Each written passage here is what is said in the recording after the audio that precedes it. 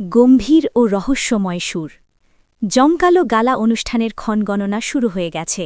আলো, ঝলমলে মঞ্চ, তারকাদের উপস্থিতি সবকিছু প্রস্তুত।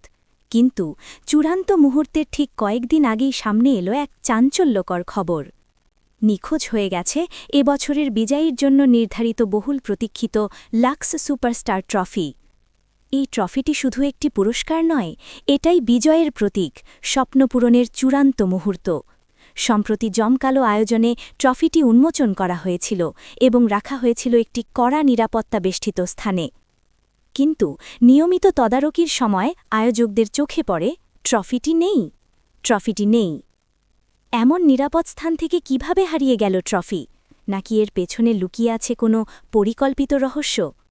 ঘটনার গুরুত্ব বিবেচনায় নড়ে চড়ে বসেছে কর্তৃপক্ষ। লাক্স বাংলাদেশ নিশ্চিত করেছে এই রহস্যের জট খুলতে মাঠে নেমেছেন ওসি হারুন এবং জনপ্রিয় চিত্রনায়ক আরেফিন শুভ। তারা ইতোমধ্যেই তদন্ত শুরু করেছেন। প্রতিটি সূত্র খতিয়ে দেখা হচ্ছে, প্রতিটি সম্ভাবনা যাচাই করা হচ্ছে। গালা অনুষ্ঠানের আগেই ট্রফিটি উদ্ধারের জন্য চলছে জোর প্রচেষ্টা।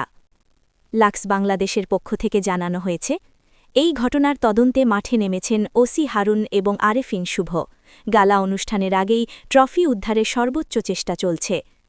নাটকীয় বিরতি। এখন সবার মনে একটাই প্রশ্ন, কাঙ্ক্ষিত সেই ট্রফি কি সময়মতো ফিরে আসবে, নাকি বিজয়ীর মুকুটে থাকবে না সেই সোয়ারাভস্কি ক্রিস্টালের ঝলক? রোমাঞ্চকর এই রহস্যের শেষ জানতে চোখ রাখুন চ্যানেল আইয়ের পর্দায়। আগামী ৩রা এপ্রিল শুক্রবার সন্ধ্যা ৭টা ৩০ উন্মোচিত হবে সব জট। প্রস্তুত থাকুন, কারণ সত্যটা সামনে আসতে আর খুব বেশি দেরি নেই। Suspense music fade out.